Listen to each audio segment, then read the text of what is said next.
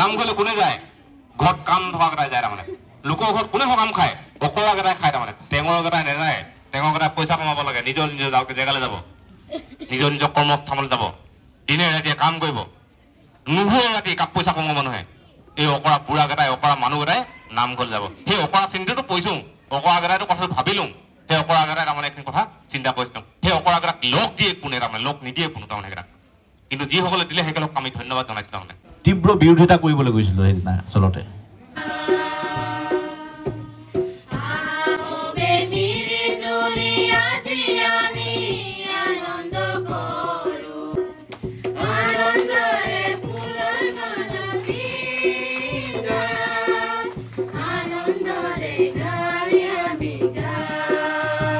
নামঘৰলৈ কোনে যায়? ঘৰত কাম থকাকেইটাই যায় তাৰমানে। লোকৰ ঘৰত কোনে সকাম খায়? অকৰাকেইটাই খায় তাৰমানে। টেঙৰকেইটাই নেযায়।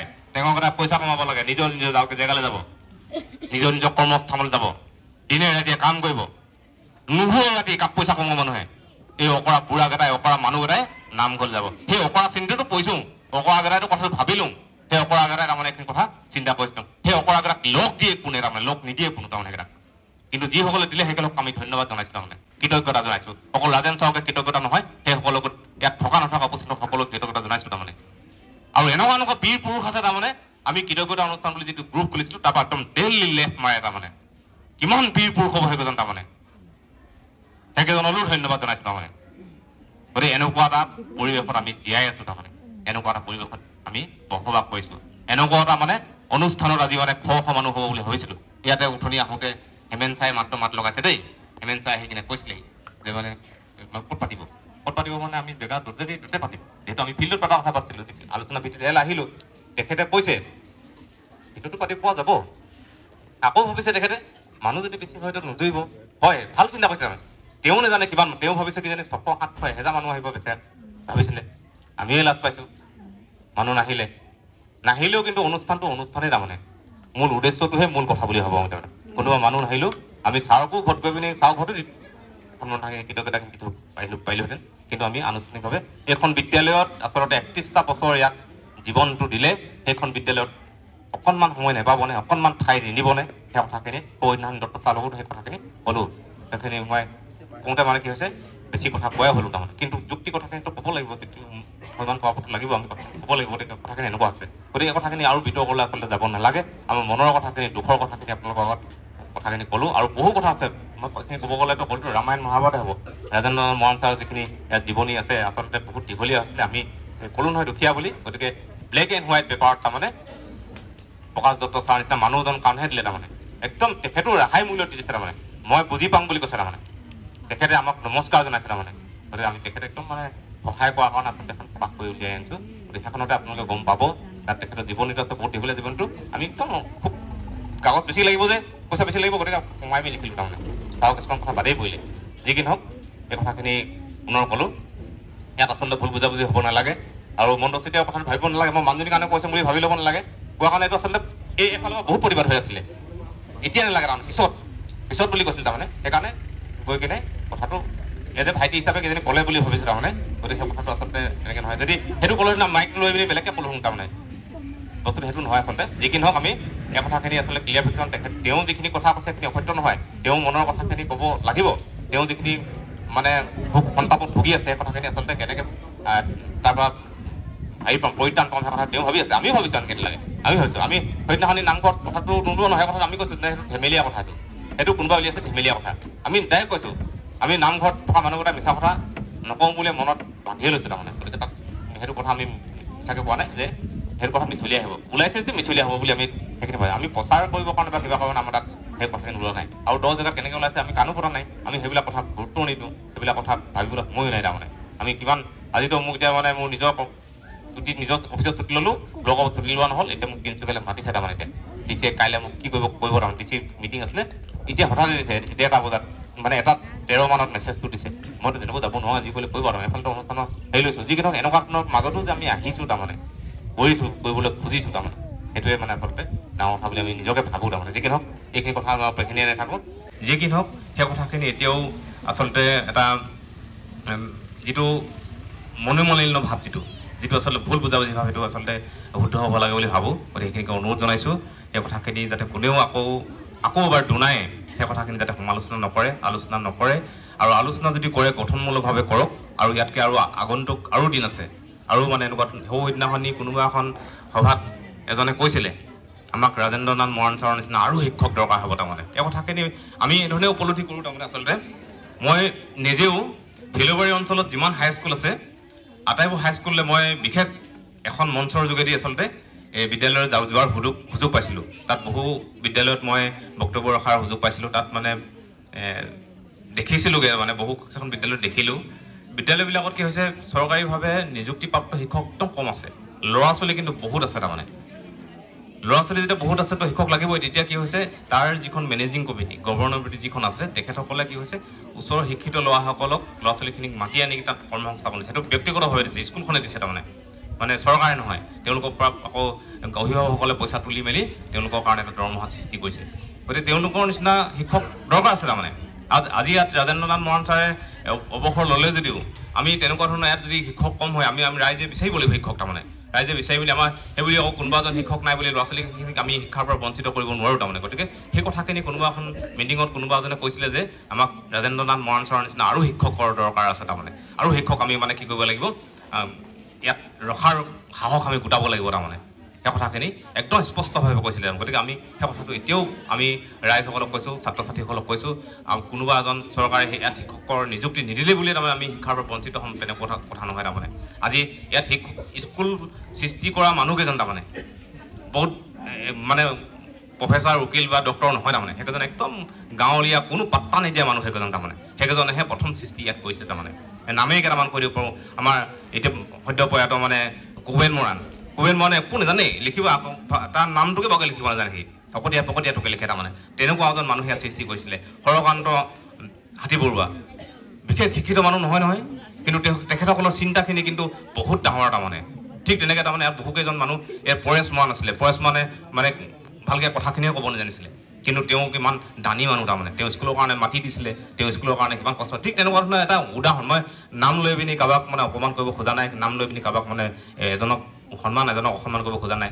মই কেইজনমান মানুহৰ নামহে দাঙি ধৰিব খুজিছোঁ। তেনেকুৱা বহু মানুহ আছিলে যিকেইজনৰ চিন্তাত আচলতে এনেকুৱা এখন স্কুলৰ জন্ম হৈছিলে। তাৰমানে গতিকে সেই কথাখিনি সেইকাৰণে কি হ'ল, কোনোবা ইয়াত মানে চৰকাৰে নিযুক্তিৰ ক্ষেত্ৰত অপৰাগ হ'লেও তাৰমানে আমি ৰাইজে নিজেই এজন শিক্ষক নিযুক্তিৰ কাৰণে চিন্তা চৰ্চা কৰিব লাগিব। সেই কথাখিনি কোনোবা এখন মিটিঙত এজনে খুব বুকু ডাঠি কথাখিনি কৈছিলে। গতিকে সেই কথাখিনি আমি মৰ্মে উপলব্ধি কৰোঁ, আমি কৰিব লাগিব।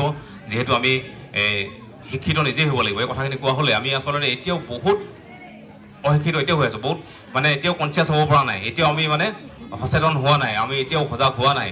লোকে গৈ চন্দ্ৰ পালেগে, আমি গৈ ইয়াতে মানে আত্মসমালোচনাতে মানে কি হ'ল, সমালোচনাত আমি ইয়াত ৰৈ আছোঁ। তাৰমানে যি কি নহওক আমি কথাখিনি আচলতে মই মুকলি হ'বৰ কাৰণে কথাখিনি আপোনালোকৰ আগত অৱগত কৰিছোঁ। যিহেতু আমি কথাখিনি ইতিমধ্যে কোনো ক'লেই কৃতজ্ঞতা অনুষ্ঠান আছে, এইটো গুৰু বন্দনা।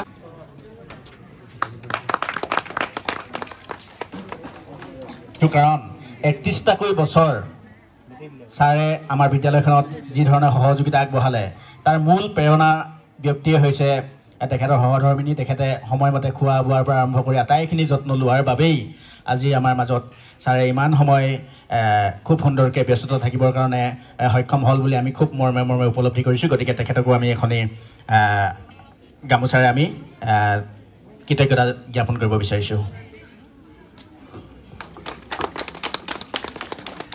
ফুকনৰ অনুৰোধ মৰ্মে মই আজি এই কৃতজ্ঞতা জ্ঞাপন অনুষ্ঠানত মৰাণ ছাৰৰ প্ৰতি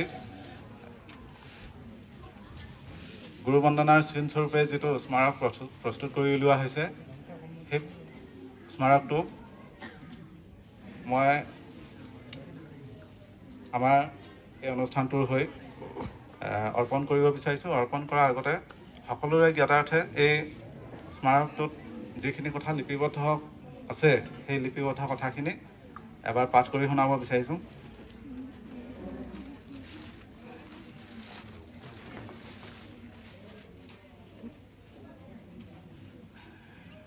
কৃতজ্ঞতা স্বীকাৰ স্মাৰক প্ৰতি শ্ৰীযুত ৰাজেন্দ্ৰ নাথ মৰাণ সহকাৰী শিক্ষক তেজীপথাৰ উচ্চ মাধ্যমিক বিদ্যালয় হে পৰম পূজনীয় শ্ৰদ্ধাভাজন শিক্ষাগুৰু মহোদয় আপোনালৈ শতকোটি প্ৰণাম আপোনাৰ পৰম আকাংক্ষিত তথা পৰম প্ৰিয় বেদাতিনিক ক্ষেত্ৰখনৰ পৰা সময়ৰ দাবীত লোৱা অৱসৰৰ মুহূৰ্তত আপোনাৰ অনুৰাগী হিচাপে আমি খুবেই ব্যথিত বিদ্যালয় পৰিসৰৰ সমগ্ৰ অঞ্চলটোৰ জ্ঞানন্ধ ল'ৰা ছোৱালীক অক্লান্তভাৱে যি ৩১টাকৈ বৰ্ষ জ্ঞানৰ জ্যোতি বিলাই অমানুহৰ পৰা মানুহ কৰিলে তাক আমি বৰালি ৰাজহুৱা নামঘৰ অভিভাৱক অভিভাৱিকা প্ৰাক্তন ছাত্ৰ ছাত্ৰী ২ নং তেজী গাঁৱৰ চোতালত গধূলি অনুষ্ঠান বিদ্যালয় প্ৰতিষ্ঠাপক সদস্য শুভাকাংক্ষী সকলোৱে একমুখে নতশিৰে স্বীকাৰ কৰিছোঁ এতদৰ্থে সুদীৰ্ঘ সময় ধৰি আপুনি প্ৰদৰ্শন কৰা কৰ্তব্যনিষ্ঠাৰ হেতু আমি সমন্বিতভাৱে আপোনাৰ প্ৰতি চিৰবন্দনাৰ চিনস্বৰূপে এই কৃতজ্ঞতা স্বীকাৰ স্মাৰকটো আপোনাৰ চৰণ পাশে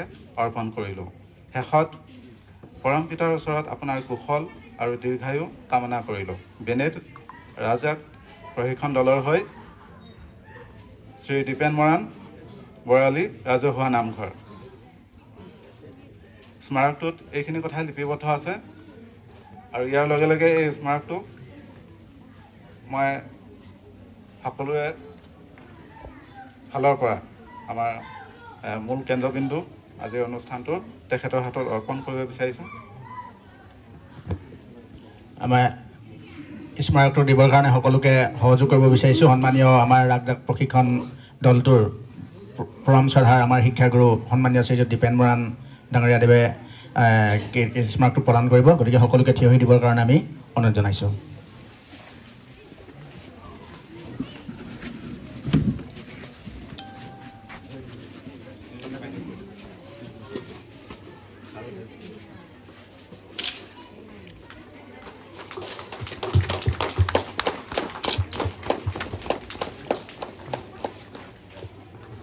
ইয়াৰ লগতে ডাঙৰীয়া আমাৰ ৰাগজাত প্ৰশিক্ষণ দলৰ গুৰু আটাইকেইটা বস্তু আমি তেখেতৰ জৰিয়তে দিব বিচাৰিম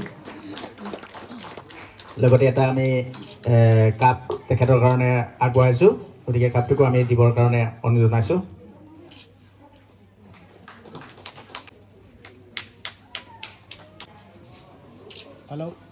সকলোকে আমি মই আপোনালোকৰ সকলোৰে জ্ঞাতাৰ্থে পুনৰ এবাৰ এই পুস্তিকাখনি পাঠ কৰি শুনাব বিচাৰিছোঁ জিভা যদি মই উজুতি খাওঁ তেতিয়াহ'লে আপোনালোকে বাছ বিচাৰ কৰি ল'ব তেজীপথাৰ উচ্চ মাধ্যমিক বিদ্যালয়ৰ অৱসৰপ্ৰাপ্ত সহকাৰী শিক্ষক শ্ৰীযুত ৰাজেন্দ্ৰনাথ মৰাণদেৱলৈ অৱসৰকালীন কৃতজ্ঞতা জ্ঞাপন বৰালি ৰাজহুৱা নামঘৰৰ উদ্যোগত আৰু অভিভাৱক অভিভাৱিকা প্ৰাক্তন ছাত্ৰ ছাত্ৰী তথা শুভাকাংক্ষী ৰাইজৰ সহযোগত স্থান বিদ্যালয় খেলপথাৰ তাৰিখ 28 ডিচেম্বৰ 2023 চন সৰ্বপ্ৰথমে ইয়াত তেখেতৰ নাম উল্লেখ কৰা আছে শ্ৰী ৰাজেন্দ্ৰনাথ মৰাণ জন্মস্থান আছে 2 নং তেজীগাঁও এইটো আচলতে তেখেতৰ গাঁওখন বহুতে আমি 1 নং তেজীগাঁও বুলি চিনি পাওঁ যদিও ৰাজহ গাঁও হিচাপে কিন্তু তেখেতৰ গাঁওখন 2 নং তেজীগাঁৱৰ পৰিসৰৰ ভিতৰত পৰে গতিকে আমি ইয়াত 2 নং তেজীগাঁও বুলি উল্লেখ কৰিছোঁ জন্মৰ তাৰিখ 1 তাৰিখ 7 মাহ 1963 চন অৱসৰৰ তাৰিখ 31 জুলাই 2023 চন তেজীপথাৰ উচ্চ মাধ্যমিক বিদ্যালয়ৰ সদ্যবিদায়ী সহকাৰী শিক্ষক শ্ৰীযুত ৰাজেন্দ্ৰনাথ মৰাণ ছাৰৰ জীৱনৰ চমু বিৱৰণ দাঙি ধৰিবলৈ প্ৰয়াস কৰা হৈছে স্বভাৱতে সদা তৎপৰ আৰু তজবজীয়া ছাৰে প্ৰাথমিক শিক্ষা আৰম্ভ কৰিছিল 1 নং তেজীগাঁৱৰ প্ৰাথমিক বিদ্যালয়ত মাধ্যমিক শিক্ষা আৰু উচ্চ মাধ্যমিক শিক্ষা লাভ কৰে কাকপথাৰ উচ্চ মাধ্যমিক বিদ্যালয়ৰ পৰা 1978 চনত এই বিদ্যালয়ৰ পৰা প্ৰৱেশিকা পৰীক্ষাত উত্তীৰ্ণ হৈ তিনিচুকীয়া মহাবিদ্যালয়ত উচ্চতৰ মাধ্যমিক শ্ৰেণীৰ বিজ্ঞান শাখাত নামভৰ্তি কৰেগৈ সেই সময়ত সেই শিক্ষাক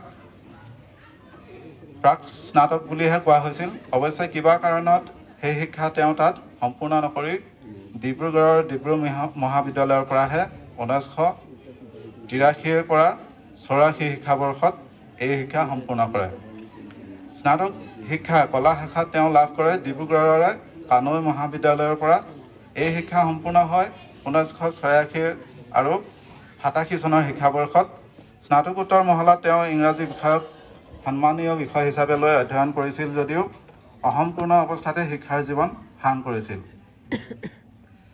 পিছে পঢ়া লিখাতকৈ খেলৰ প্ৰতি তেওঁৰ বেছি ধাউতি আছিল আৰু এই ধাউতি বেছি হ'ল তিনিচুকীয়াত পঢ়ি থকাৰ সময়ৰ পৰা। এই সময়ৰ পৰা তেখেতে শৰীৰ চৰ্চাও আৰম্ভ কৰিছিল, গতিকে পঢ়াত বিঘিনি ঘটিছিল। শৰীৰ চৰ্চাত তেওঁ অৱশ্যে যথেষ্ট সফলতা অৰ্জন কৰিছিল। এই কথাখিনিৰ সত্যতা তলৰ তথ্যখিনিত পোৱা যায়। প্ৰথমতে Mister Muscular Man of Tinsukia College এই পুৰস্কাৰটো পাইছিল 1981 চনত।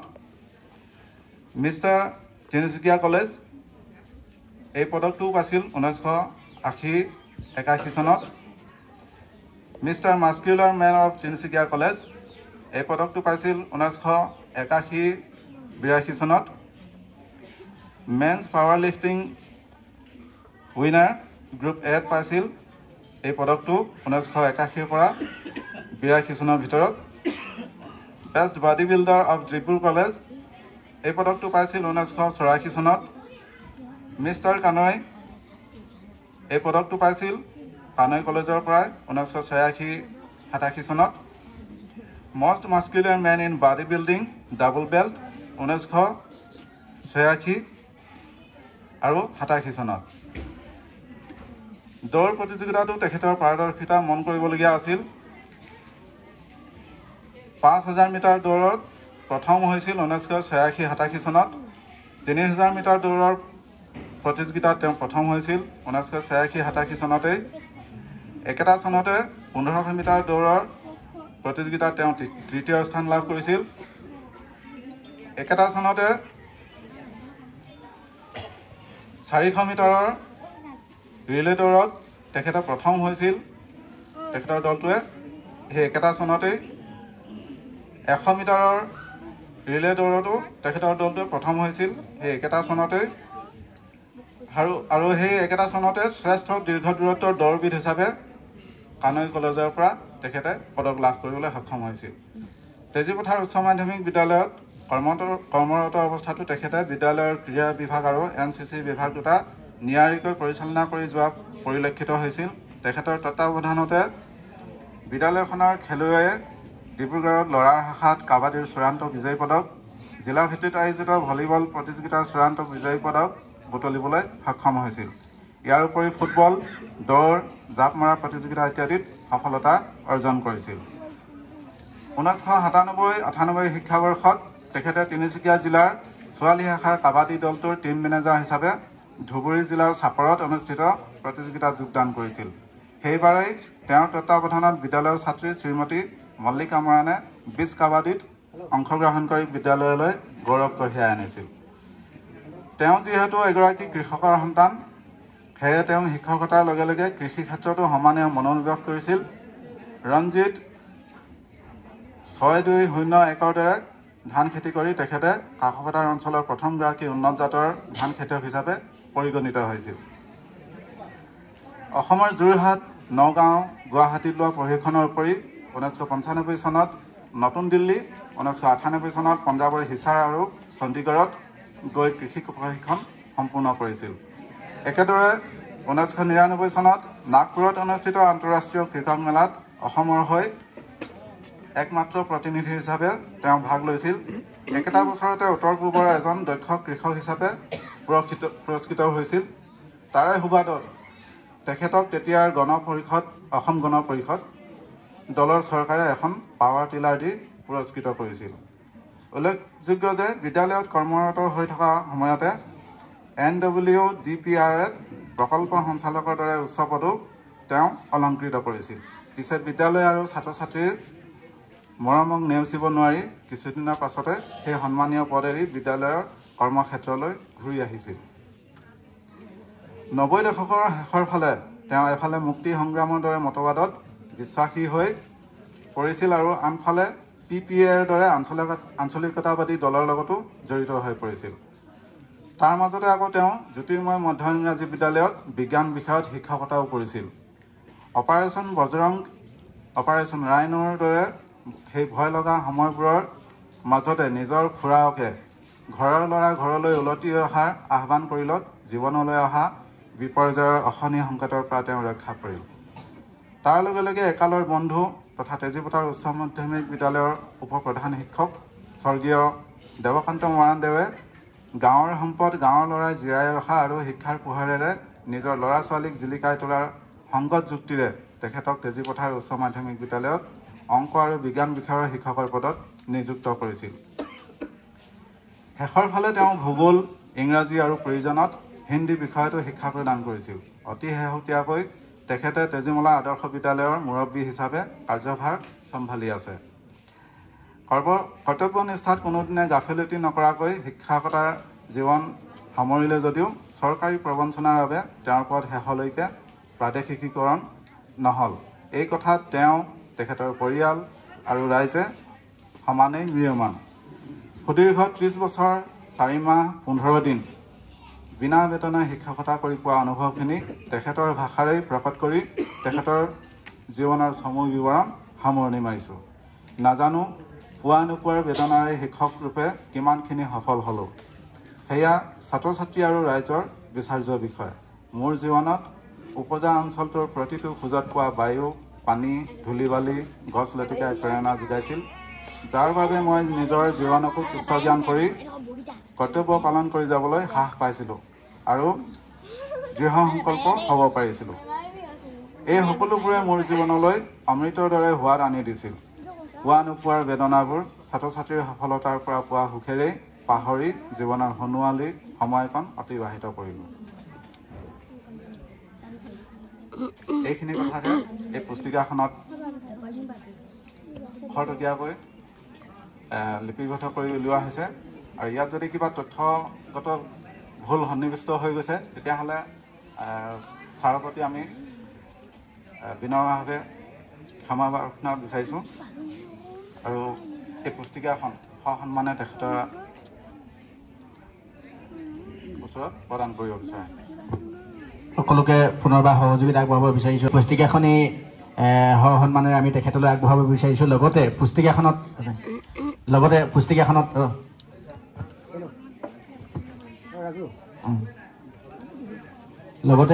পুস্তিকাখনত আমি যিসকল ব্যক্তিয়ে সদাশয় ব্যক্তিয়ে আমাক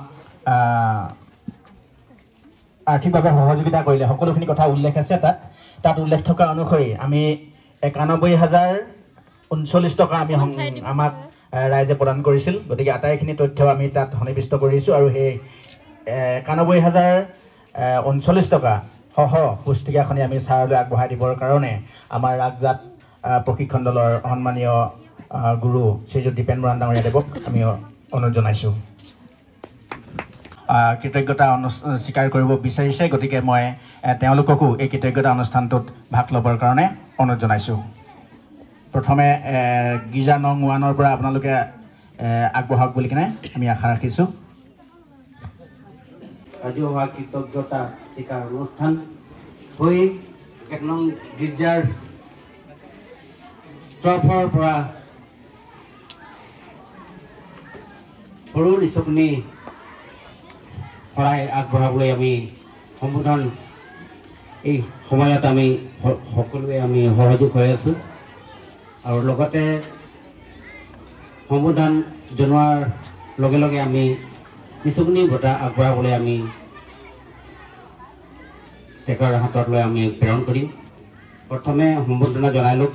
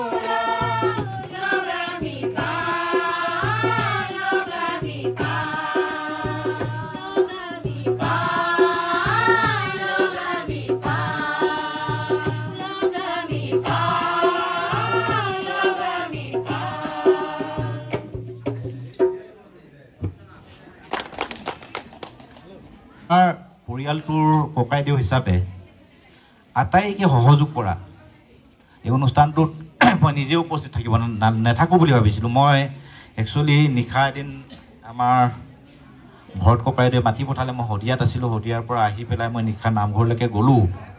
মই অকণমান গম পালোঁ যে ভৰত ককাইদেৱে মানে কথা এটা ক'ব যে ৰাজেন্দ্ৰনাথ মৰাণক সম্বৰ্ধনা বা কৃতজ্ঞতা জ্ঞাপন কৰিব। মই তীব্ৰ বিৰোধিতা কৰিবলৈ গৈছিলোঁ সেইদিনা আচলতে, যে এখন মিটিঙত মই নিজে ইয়াত পাইছোঁ যে তেওঁলোকৰ উদ্দেশ্য লক্ষ্যখিনি যেনেকুৱাকৈ ক'লে বা তেওঁলোকে মোক যিখিনি ক'লে, মই তেতিয়া মই নিজে আৱেগিক হৈছিলোঁ। কৃতজ্ঞতা আৰু বিদায় দুটা ব্যৱস্থা থাকে। কৃতজ্ঞতা কোনজন মানুহক দিয়া হয়? কৃতজ্ঞতা পোৱা মানুহজনৰ তেখেতে কৰি যোৱা কৰ্তব্য দায়িত্বৰ কিমান দায়বদ্ধতালৈ কৰিছিলে সেই মানুহজনকহে কৃতজ্ঞতা দিয়া যায়। গতিকে কৃতজ্ঞতা বুলি কোৱাৰ লগে লগেই আৰু ময়ো তাতে তেওঁলোকক কোনো ধৰণৰ তেনেকুৱা ধৰণৰ কথা ক'ব পৰা নগ'ল।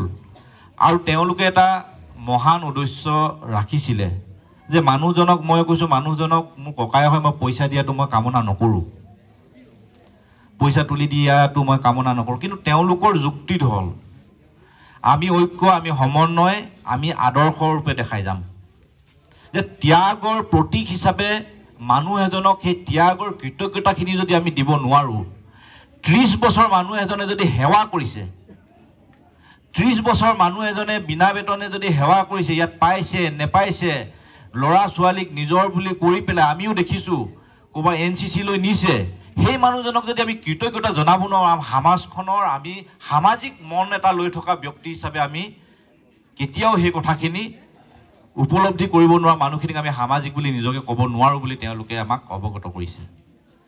গতিকে মই সেই কথাখিনিৰ কাৰণেই মই তেতিয়াও কৈছিলোঁ যে 28 তাৰিখৰ প্ৰগ্ৰেমটো বেক কৰিব পৰা নাযায় নেকি। মই 19 তাৰিখেই দেশৰ বাহিৰলৈকে গৈছিলোঁ আৰু আজি আহিছিলোঁ। আৰু মই আজি গুৱাহাটীত নমাৰ পিছতেই ভৰত ককাইদেউ এটা মেছেজ পালোঁ, কিবা এটা মেছেজ আজি মিটিংখন হ'ব। মই লগে লগে ফ্লাইটৰ পৰা নামিয়ে মই ফোন কৰিছোঁ ৰাস্তাত আহি থাকোঁতে, বোলো ককাইদেউ মই হয়তো গৈ নাপামগৈ, মোৰ দেৰি হ'ব, কাৰণ আপোনালোকে 11টা বজাত মই পোৱাৰ কথা আছিল, মোৰ ফ্লাইটটো লেণ্ডিং হৈছে 12টামান বজাত। তো পিছত তেখেতক অহাৰ পিছতো তেখেতে পুনৰ মোক এটা মেছেজ দিলে আৰু টেলিফোন যোগে জনালে যে আমি 1টামান বজাতহে কৰিম। বা মই লগে লগে তাত মই হোৱাই নাই, আচলতে অকণমান হোৱাই নাই, অকল গা ধুইছোঁ আৰু আহিছোঁ। যে এই মানুহখিনিৰ লগত মোৰ যিহেতু এটা সম্পৰ্ক মই এই গাঁওখনৰে, আৰু মোৰ আটাইতকৈ মোৰ নিজৰ গাঁও বুলিয়েই নহয় বা অন্যভাগেও মোৰ বন্ধুৱেই হওক, মোৰ ভাতৃয়ে হওক, মোৰ জ্যেষ্ঠই হওক, মোৰ পৰামৰ্শ দিয়া মানুহখিনিয়ে হ'ল এই গাঁওখন। এই তেজী, বৰালি, উভতা বিভিন্ন নামেৰে আছে। গতিকে এই মানুহখিনিক নেওচা দিব নোৱাৰিয়ে ময়ো আহিবলৈ চেষ্টা কৰিলোঁ। আৰু মই আহি কিনে চাইছোঁ মোৰ থকা যিখন বাহন তাৰো কম নাই। গতিকে মই আকৌ ভাতৃপ্ৰতিম বলিন হাতীবোৰক ফোন কৰিলোঁ, কিবা ব্যৱস্থা আছে যদি আমি যাব পাৰোঁ নেকি। আৰু এই কথাখিনি মই গাড়ীত আহি থাকোঁতেও মই বিধায়কৰ লগতো এই কথাখিনি পাতিছোঁ যে তেখেতে অহাকালিলৈকে আহিব, কিন্তু আজি বোলো মিটিংখন হৈছে, এই কথাখিনি কি কৰা যাব। তেখেতে ক'লে যে মোকেই ব্যৱস্থাটোৰ কাৰণে যি কৰিব লাগে কৰি দিয়াৰ ব্যৱস্থাটো কৰাই দে, যে সেই কথাখিনি নিশ্চয়কৈ মই পিছত পাতিম। তো মই এটা কাৰণে কৈছোঁ যে মোৰ ককাই বুলি নহয়, মই ককাইক কোনোবা এটা ছাইডত থৈ পেলাই কৈছোঁ যে মানুহ এজনক বিদায় দিবলৈ পাৰি, মানুহ এজন মৃত্যুৰ পিছত বহু যশস্যাও গাব পাৰি। মানুহ এজন এই গাঁওখনৰ পৰা যোৱাৰ পিছত, অন্য এটা স্থানলৈ যোৱাৰ পিছত তেখেতৰ বিষয়ে বহু সদনাম বদনামো কৰিব পাৰি। কিন্তু থকাৰ পিছত থাকোঁতেই কৃতজ্ঞতা পোৱাটো মানুহৰ বাবে সঁচাকৈ খুব সৌভাগ্যৱান।